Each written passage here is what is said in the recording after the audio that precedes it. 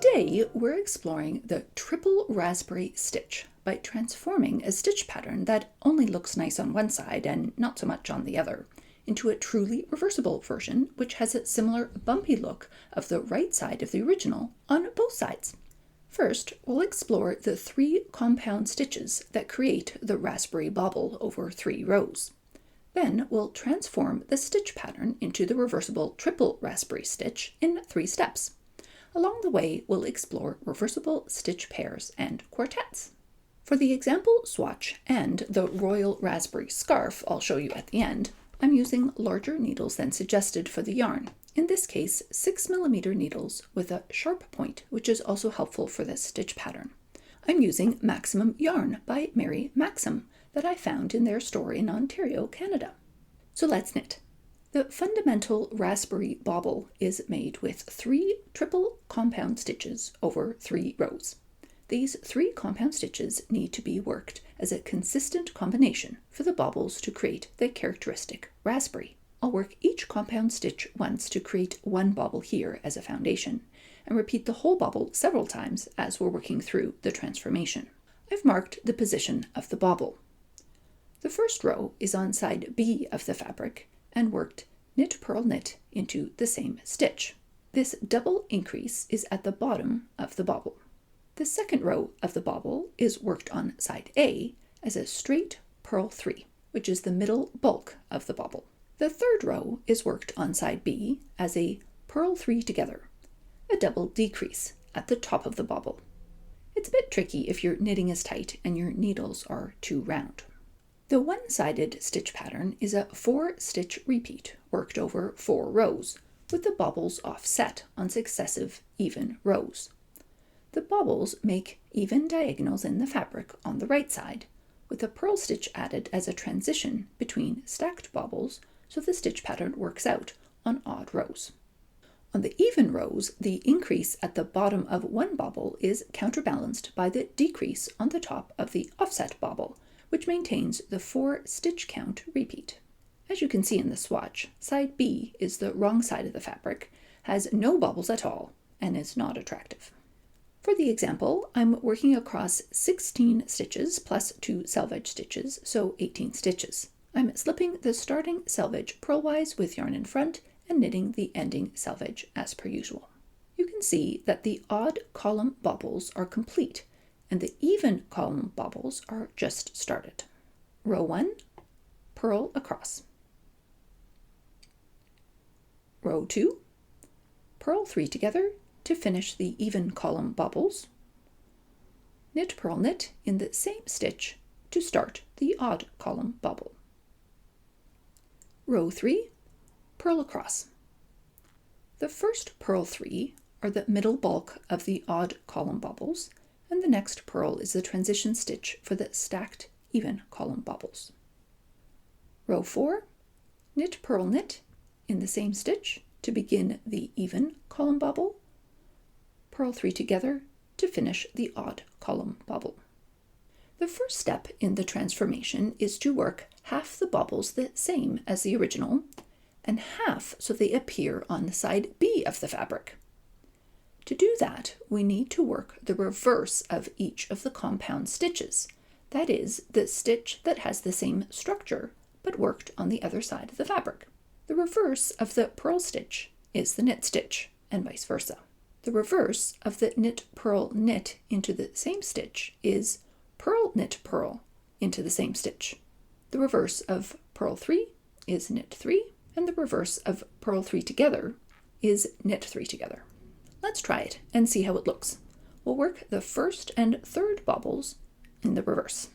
Row 1, repeat knit 1, purl 3. Row 2, repeat purl 3 together, purl knit purl in the same stitch to start the reverse bobble. Row 3, repeat knit 3, purl 1, and row 4, repeat knit purl knit in the same stitch and knit 3 together to finish the reverse bobble. Working 2 more repeats looks like this. It is reversible now, but it doesn't really look the same as the one-sided raspberry stitch. So let's take the next step in the transformation. The main issue with the reversible stitch so far is that the characteristic diagonal pattern of the raspberry bobble has been lost, which significantly changes the look of the stitch pattern. The main cause of this is the 4-row repeat, which creates a square-looking pattern. So that's the change we'll make next, by decreasing the row repeat to 3. Looking at the stitch pattern, the transition stitch between the stacked bobbles can be removed easily. This has 2 effects at the same time. Firstly, the bobbles compress vertically, and secondly, the 3-row repeat and the 3-row bobble patterns align. Now there are 3 columns of bobbles rather than 2, with each bobble starting on a different row. One bobble is increasing from 1 to 3 stitches, one bobble is adding bulk, and one bobble is decreasing from 3 to 1 stitch. So the stitch count across the 3 bobbles is 7 with a 6-row repeat. You can read your knitting easily by keeping the construction of the bobbles in mind. Isn't the stitch pattern satisfying? You can see the triple raspberry bobbles of the stitch and row repeat forming in a diagonal, with the bobbles on the other side of the fabric forming in between. This looks great, so do we need a third step in the transformation? The reason for the third step is very subtle, but important for the overall reversible look of a larger piece, and ends up initiating a fundamental change that we've already encountered. The key is to see that in the reversible version, there is a one-way diagonal pattern that slants in opposite directions on each side. The visual impression is that the lean at the top of the raspberry bobbles on the even row side line up nicely with the diagonal, and the lean at the top of the raspberry bobbles on the odd row side clash with the direction of the diagonal. The top of the bobble is the decrease created by the purl 3 together, a right-leaning double decrease. The corresponding left-leaning double decrease is worked slip knitwise, slip knitwise, slip knitwise to change the orientation of the 3 stitches, and then purl 3 together through the back loop. This is a bit of a tricky stitch, even for advanced knitters. So instead, we're going to work the entire pattern in the reverse, so that 2 double decreases turn into knit 3 together on even rows, and slip, slip, slip, knit 3 together through the back loop on odd rows. The resulting stitch pattern is much nicer to work. I've worked 2 purl rows on the swatch as a visual boundary. The stitch marker is still at the beginning of the odd rows. The end result of this transformation is row 1, repeat, purl, knit 3, slip, slip, slip, knit 3 together through the back loop. Row 2, purl, knit 3 together, knit 3.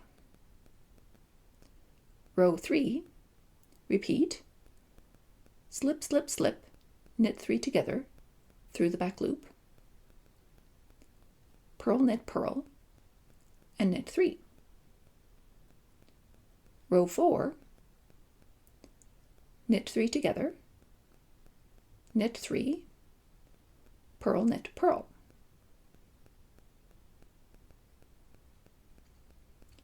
Row 5, repeat, knit 3, slip, slip, slip, knit 3 together through the back loop, purl, knit, purl.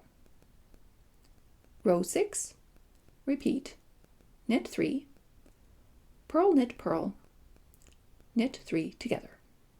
After 3 repeats, you can see that the bobbles are now forming on the other side of the fabric, and you can see the difference at the top of the bobble on the odd row side, and the stitch pattern is now mirrored. I've been working on the reversible royal raspberry scarf. Here it is in progress. The plan is to add an edge all the way around to frame the stitch. Let me know in the comments if you're using the triple raspberry stitch in your projects and how it's working out. For the next video, we'll explore the hurdle stitch. Although in some ways it's already reversible, we'll make some changes to it to improve the quality of the reversibleness, a bit like we did today with the lean of the decrease. So pick up your knitting and create something awesome. I'll do my best to respond to comments, and I'd love to hear about your favorite reversible knitting pattern. Also feel free to like this video and subscribe to the channel for more awesome reversible knitting. For those of you still here, the last few years I've been working hard to find simple ways to feel better, what I call my daily well-being practices. This is not medical advice, I'm just sharing what works for me. Today's well-being practice is about perspective. As we saw with today's stitch, with a change to how we view things, a difficult stitch like the left-leaning purl 3 together through the back loop can lead to a change in the whole stitch pattern at a fundamental level and make it much easier to work. We can apply this to our own life situation as well. Problems can be seen as challenges that help us learn valuable skills as we overcome them. Difficult people can help us see the world from someone else's viewpoint, and scary unknowns can help us reflect on the seemingly unlimited possibilities. As we walk around our beautiful world, we can appreciate the ever-changing view that new perspectives can reveal. Have an awesome day!